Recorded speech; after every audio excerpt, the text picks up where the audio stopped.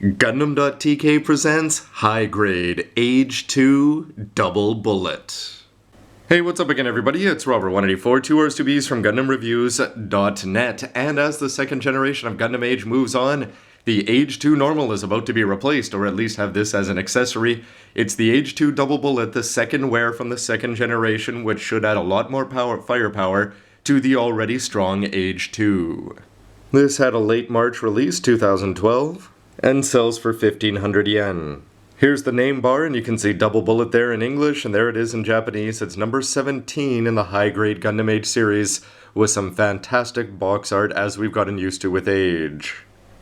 With Gundam Age, similar to a lot of other things that you're going to see on popular Japanese TV, they thought, why just sell one lead Gundam when you could sell three in terms of the generations instead of the mid-season upgrade as we're used to, and then they went 3x3, or seemingly that, with the Age-2 so far only having 2 wearers revealed, so it'll be interesting to see just how well it's going to work with this transforming Gundam to have multiple wearers. You can imagine that it's a lot easier for something like the Age-1, where all you have to do is change it into a speed and power type.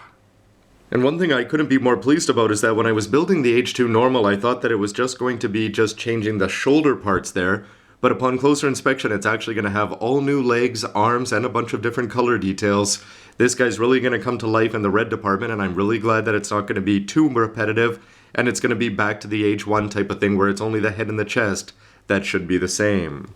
For a look around the box, you can expect to see that there's going to be quite a few changes to the plate, so I look forward to seeing how that works once it's open.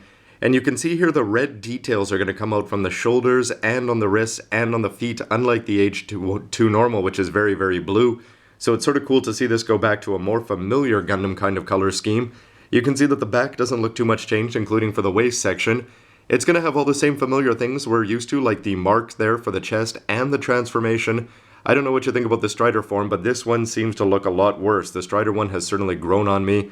This one, it looks like the head is going to be up, or bend down a little bit, but it's still going to be up more than you'd like to see. In terms of weapons and armaments, this is the Twin Dodge Cannon, and these are pretty cool. They're basically beam rifles, and there's 2 of them. And you can see that they're going to fit into those red mounts on the shoulders, and you can also take the Dodge rifles out, the Dodge cannons, and put those in hand, and if you do that, you can take the beam sabers. In addition to dual wielding them normally, you can also have them up there. If you borrowed some more, I guess you could have 4, and that would make Asum truly the king of wielding beam sabers. Down here, it's great that you're going to be getting the action base. Well, it's not an action base, but it's an MS stand.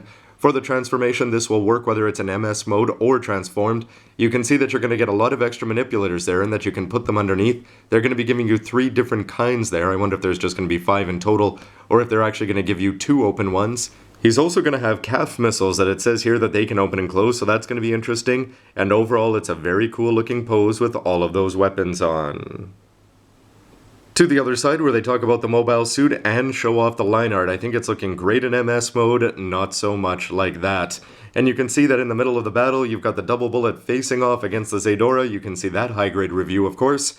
And right out of the box, I always love it when Bandai shows this off. With no painting, you can see that he's going to be colorful from top to bottom. They're not showing off the beam sabers, but it's still, when you look at the shoulders, they do have a fair bit of color apps in the white, gray, and red, all looking good so far.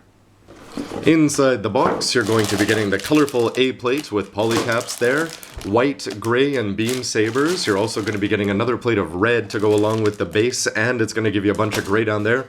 And in the bottom, you're going to have promotional material for comics and Dengeki Hobby, and then the actual instruction manual.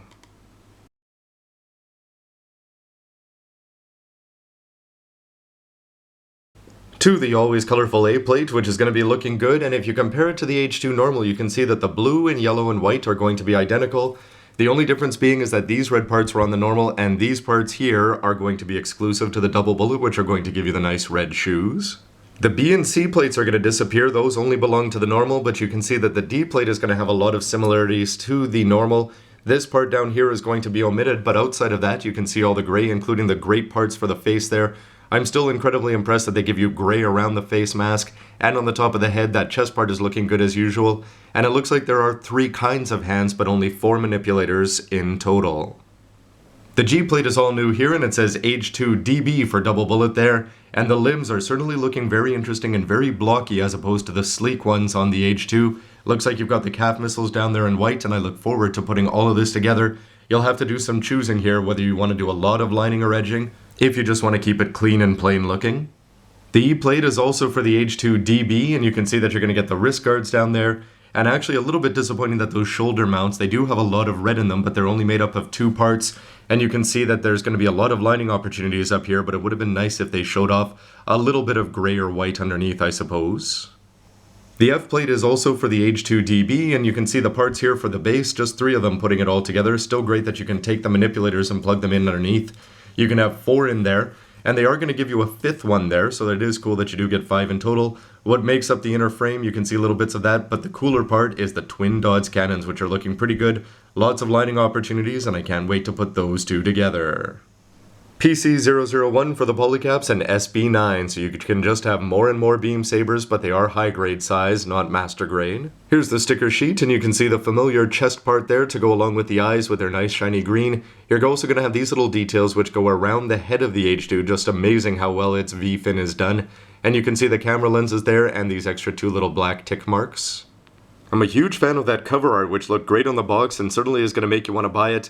You can also see the flight mode back there looking alright, but it's the line art, and certainly MS mode is where this is going to be 9 times out of 10 for me. Here you've got the pilot Asamasuno. He's moving on and getting his uniform as he advances through the ranks, and you're actually going to have a 5-page manual here, so when you open it up, you can see the plates are laid out there after you put together the chest, the arms, the upper body, the legs, and all the weapons.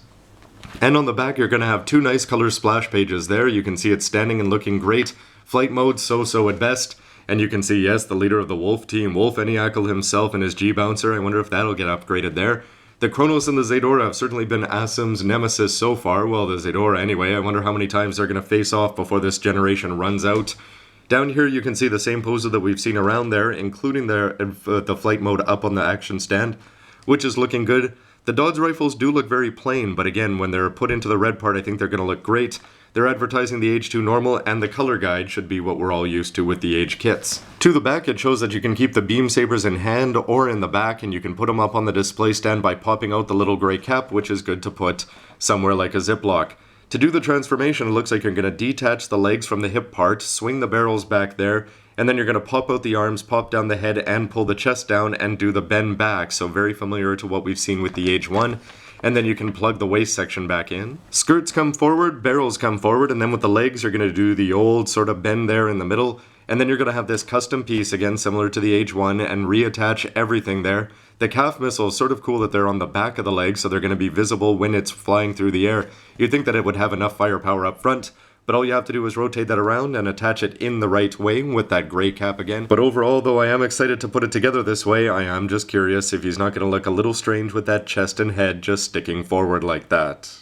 Here's an ad for some of the many comic versions of this. This is Age-1 First Evolution, it looks like, and it's got some cool looking art down there with the Dodds rifle and the beam sabers, and overall just a nice picture in general. And Dengeki Hobby, the hobby mag, is telling you that if you buy the May issue, you can spend a little bit more money than it usually would be, 1,390 yen, and you can get an all-white, well, the equivalent of first grade, I suppose, Kestrel, which is going to be the star of their new Advance of Zeta series.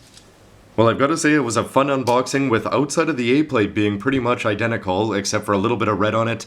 Everything else being new just makes me quite encouraged that it's going to be quite interesting and unique.